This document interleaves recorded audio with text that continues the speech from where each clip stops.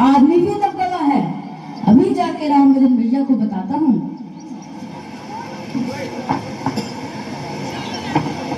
रामवजन भैया, ओ रामवजन भैया, क्या बात है? वो बाहर जामुन का पेड़ गिर गवा है और तो और एक आदमी भी दब गवा है। अभी जाके कलेक्टर को बताता हूँ। सर सर, माली बता रहा है कि बाहर लॉन में जामुन का पेड़ गिर गया है और उसके नीचे एक आदमी भी दब गया है। क्या? अभी एक कलेक्टर को बताना पड़ेगा। सर, लॉन में एक जामुन का पेड़ गिर गया है, उसके नीचे एक आदमी भी दब गया है। क्या कह रहे हो? अभी जाके सुपरिटेंडेंट सर को बताता हूँ। सर, बाहर लॉन में जामुन का पेड़ गिर गया है और उसके नीचे आदमी भी दब गया है। अच्छा, आओ चल के देखते हैं। हटिए, जरा मुझे देखने दीजिए। हटिए। तो जैसा कि आप लोग देख सकते हैं, व्यापार विभाग के लॉन में एक भारी भरकम जामुन का पेड़ गिर गया है और उसके नीचे एक आदमी भी दबा हुआ है। तो आइए इनसे कुछ सवाल पूछते हैं। तो आप कब से यहाँ पर दबे हैं?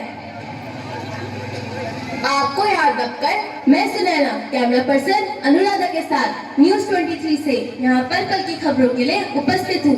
तो जैसा कि आप लोग देख सकते हैं, हमारे बीच बहुत से लोग आ गए हैं। तो आइए इनके विचार सुनते हैं।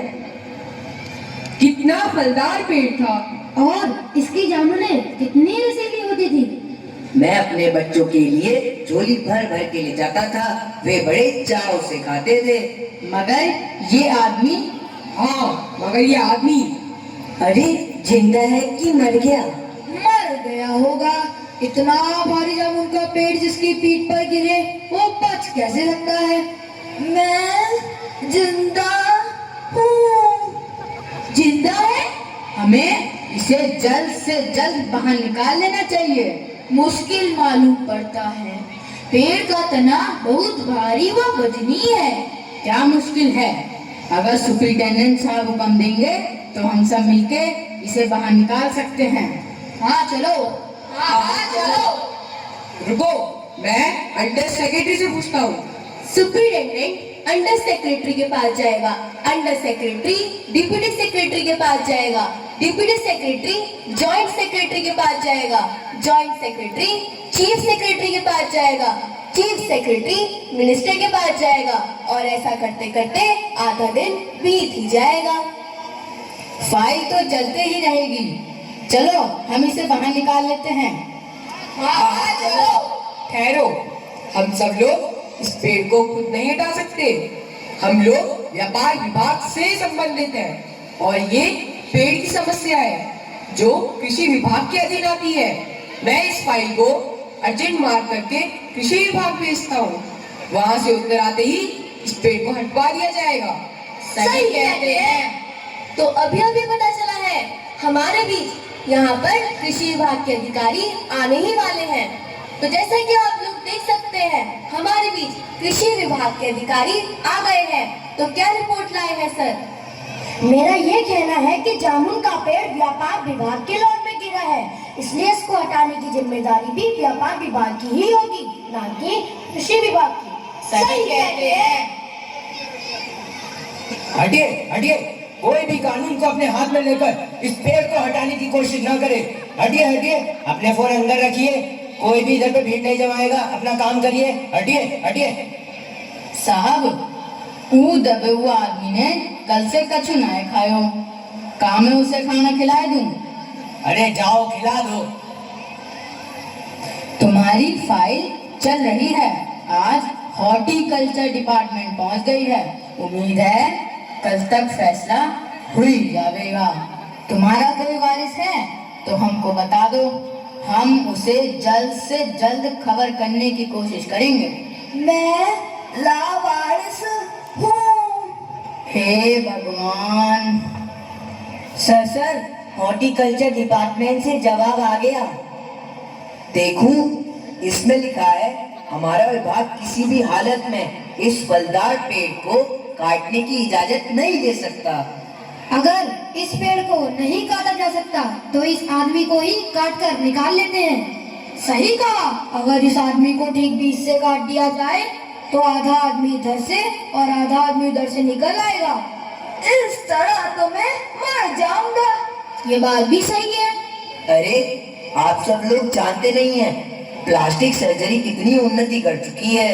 अगर हम इस आदमी को ठीक बीच से काट दें तो हम इसे प्लास्टिक सर्जरी की मदद से फिर से जोड़ सकते हैं। तब तो इस बार फाइल को मेडिकल डिपार्टमेंट भेज देना चाहिए। सही कहा। मैं इस फाइल को अर्जेंट मार्क करके मेडिकल डिपार्टमेंट भेजता हूँ। साहब, काम है उसे खाना खिलाए दूं? अरे जा जा खिला दे। सुना है तुम्हारा मामला मेडिकल विभाग तक पहुंच गया है। उम्मीद है कल तक फैसला हुई जाएगा। अरे वो देखो डॉक्टर साहब आ गए।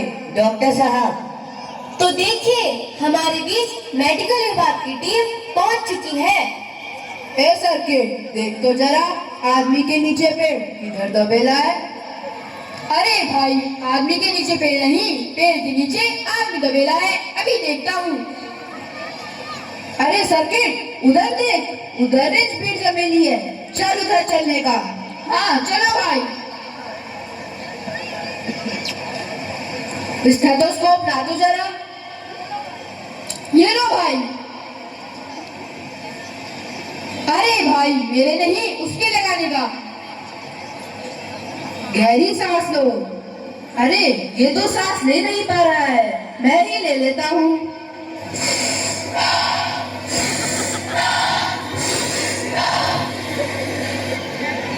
इंजेक्शन ला दो जरा। ये लो भाई। अरे भाई, उसके नहीं, उसके लगाने का। अरे सर्किट, इस इंजेक्शन को कहाँ लगाऊं? लगाने की सही जगह ही नहीं मिलती। अरे भाई, यहाँ लगाने का। इसे पकड़ तो जरा। ऑपरेशन तो हो जाएगा, सक्सेसफुल भी हो जाएगा, लेकिन आदमी मर जाएगा। ये तो गलत हो जाएगा। कल मैं सारे सेक्रेटरियों की मीटिंग बुलाऊंगा। देखते हैं क्या फैसला होता है। साहब, काम है उसे खाना खिलाई दूं?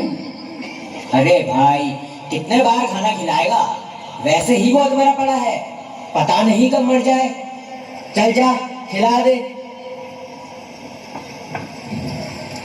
सुना है तुम्हारा मामला काफी ऊपर तक पहुंच गया है।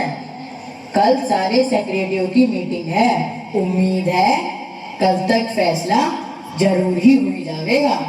माना कि तगाफुल नहीं करोगे, मर जाएंगे। तुम्हें खबर होने तक का तुम कोई शायर वायर होगा?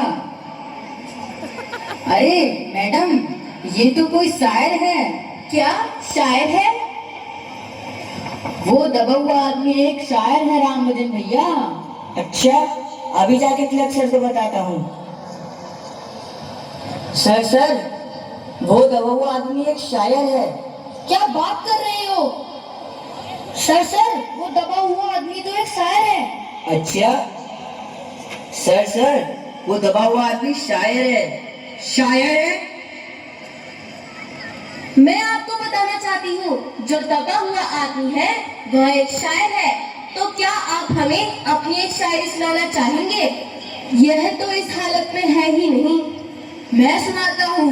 अर्ज क्या है? साथ साथ गुजर रहे हैं आज हम उस मुकाम से कि गुजर रहे हैं आज हम उस मुकाम से। लोग छोड़ रहे हैं साथ जरा से खांसी जुकाम से।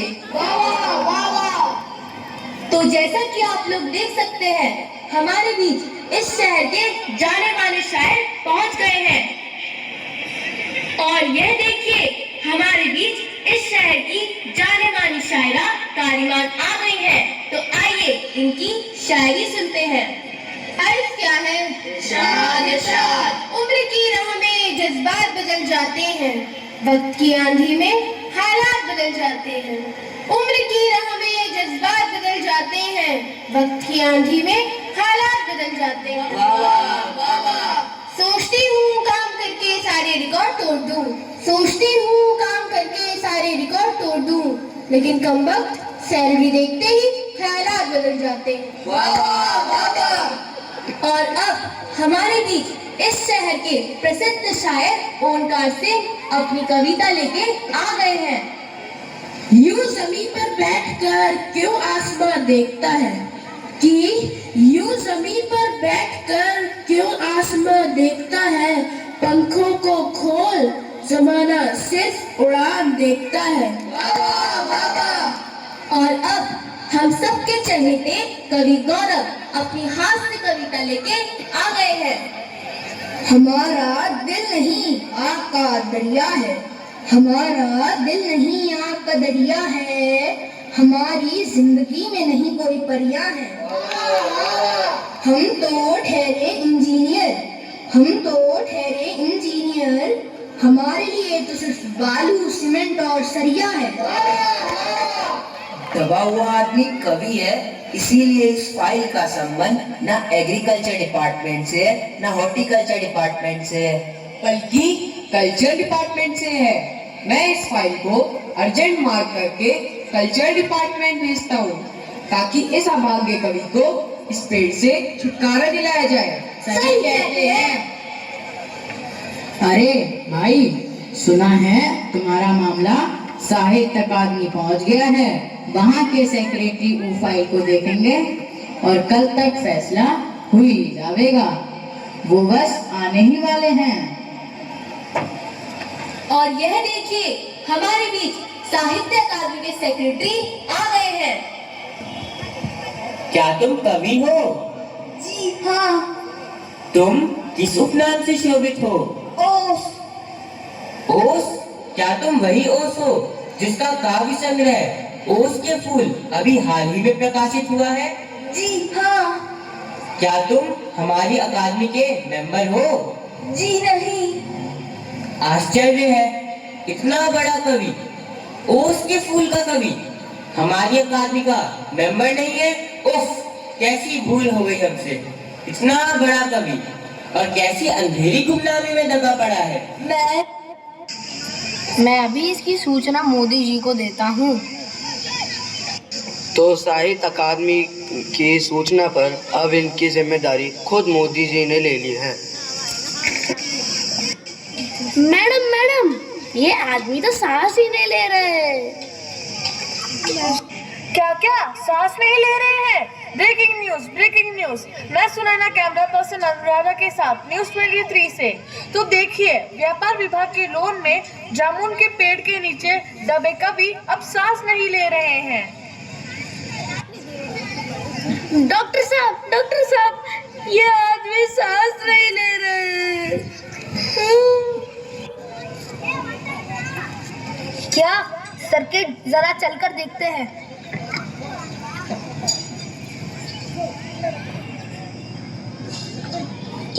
हाँ, ये सांस नहीं ले रहे हैं, ये मर चुके हैं।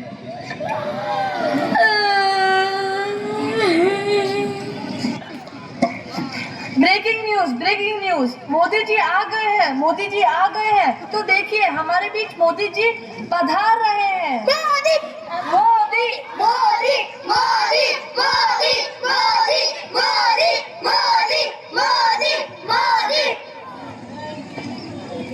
फ्रेंड्स, कहाँ है वे महान कवि?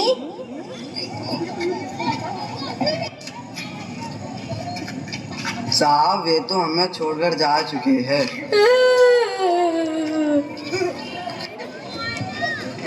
अरे, ये कैसा अनर्थ हो गया? लगता है पिछली सरकारों ने कवियों पर ध्यान नहीं दिया होगा। फ्रेंड्स, आज हमने पिछली सरकारों की वजह से एक महान कवि को खो दिया है। इसका मुझे और पूरे देश को बहुत खेद है।